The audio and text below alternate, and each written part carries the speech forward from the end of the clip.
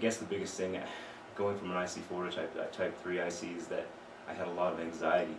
because I felt like, wow, this is the place where, you know, it's not simple anymore. Now it's complex, and it's very ambiguous as to, well, is this shifting back towards type 4 incident, or is it something we can manage as a 3, or, you know, should I be thinking about, you know, looking at complexity analysis, but should I be thinking about maybe moving this toward a type 2, and then feeling like I don't want to do that because that might be a hit to my ego, that I can manage this as a type 3 IC, but seeing that, you know, what I'm doing is organizing and managing it, and that the pieces will fall into place as long as you, like I said, my biggest challenge, taking a step back and looking at the big picture.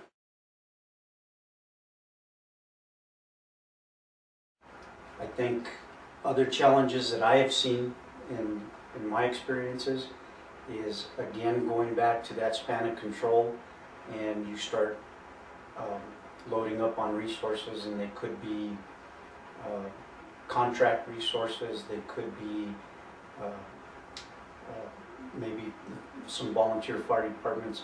There's always that financial aspect of things that you're really not aware of, and if you don't have the expertise behind you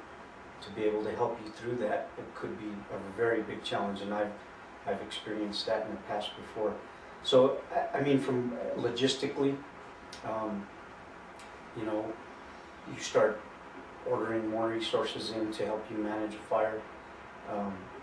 Logistics could come into play big time, and if you don't have that expertise there to assist you with it, that could be a very, very big challenge, dealing with anything from meals to portable restrooms, that sort of thing. And again, just like I said earlier, it's just making sure that you don't get over your head, and those are some of those challenges that could come up. And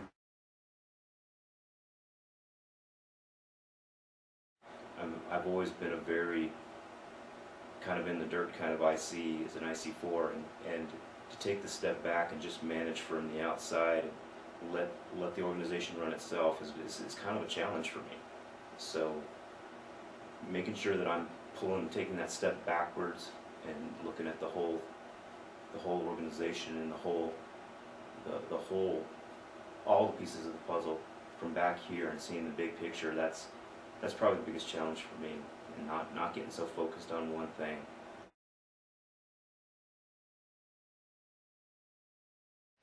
And the one thing you don't want to do is get over your head and trying to do two different functional areas at the same time. Being an IC, trying to run maybe operations, trying to deal with the logistical stuff, and once you recognize that,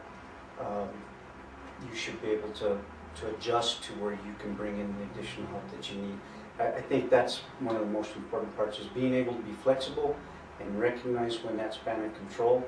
is out of your realm, and moving on to the next level and utilizing other resources to assist you to accomplish those objectives that you need to accomplish.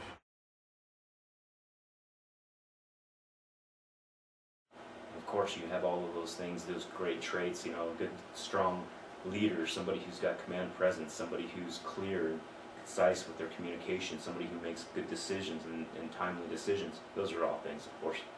who make a good type 3 IC, but being open to learning, listening, and understanding that you don't know it all, and that there's help out there. If you start feeling like you're overwhelmed,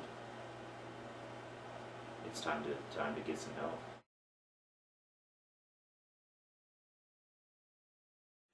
Organization, of course, because you're kind of trying to make order out of chaos. One thing, as a good type 3, right away you want to start figuring out what you got there, what's the situation. So you have to gather and process information quickly, and then make decisions quickly, and not be afraid to make those decisions. The one thing as a type 3 that you always have to put in the back of your mind is like, you have other people's lives in your hand. So you're looking at it operationally, but all those things that should be ingrained in us, you know, this 10 standard, the watch outs, you know, you're always thinking about that. It's like, hey, where am I putting people? Who do I got?